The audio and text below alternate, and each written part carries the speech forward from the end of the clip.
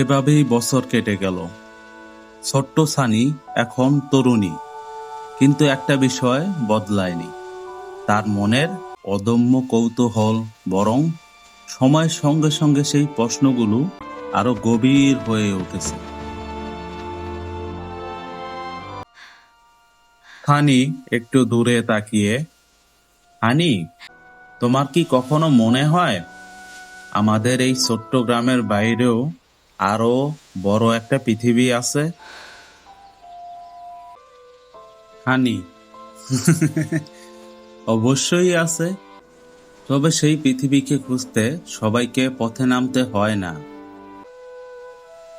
সানি বলছে, না, আমাকে যেতেই হবে।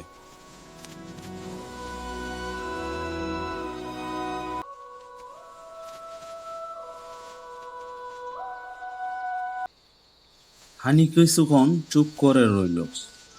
সানির চোখের দিকে তাকাতেই সে বুঝে গেল এই সিদ্ধান্ত থেকে তাকে আর ফেরানো সম্ভব নয়।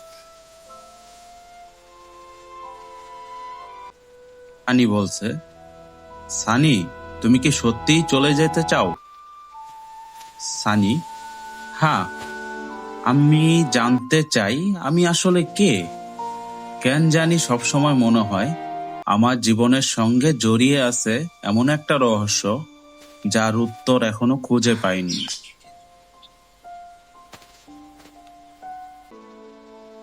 হানি ভালো করেই জানতো একবার সিদ্ধান্ত নিলে সানিকে আর সহজে ফেরানো যায় না। হানি বলছে,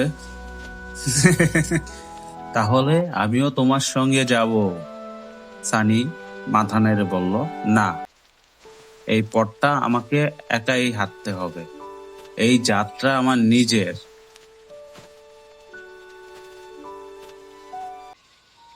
হানির মনটা ভারী হয়ে উঠল, তবু সে কিছু বলল না, কারণ সে জানতো কখনো কখনো বন্ধুর সিদ্ধান্তকে সম্মান করাই সত্যিকারের বন্ধুত্ব।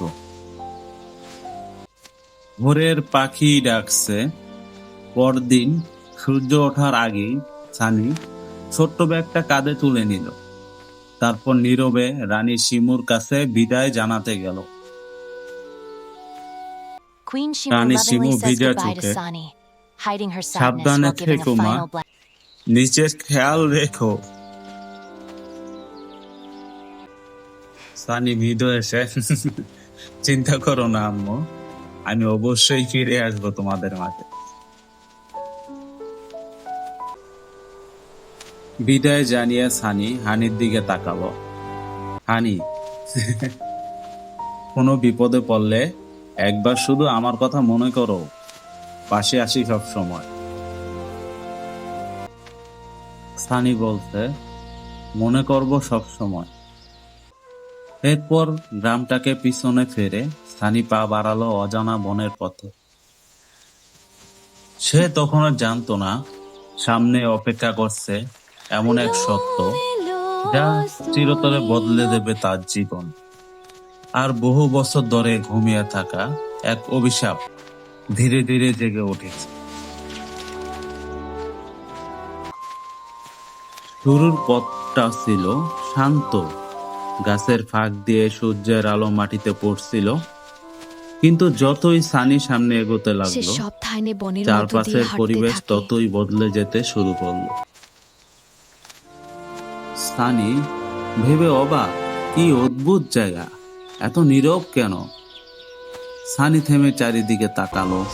কোথাও পাখির ডাক নেই, কোনো পশুর শব্দও নেই।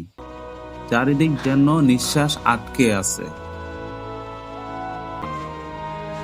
ঘন্টার পর ঘন্টা হাঁটার পর সানি দূরে একটা শুকনো গাছের নিচে বসে থাকা এক বৃদ্ধকে দেখতে পেল। হাতে পুরনো লাঠি, চোখে বহু বছরের ক্লান্তি। সানি তখন বলছে, চাচা, একটু সাহায্য করবেন? বৃদ্ধ লোক বলছে, তুমি কে মা? এই জঙ্গলে কি করতে এসেছো তুমি?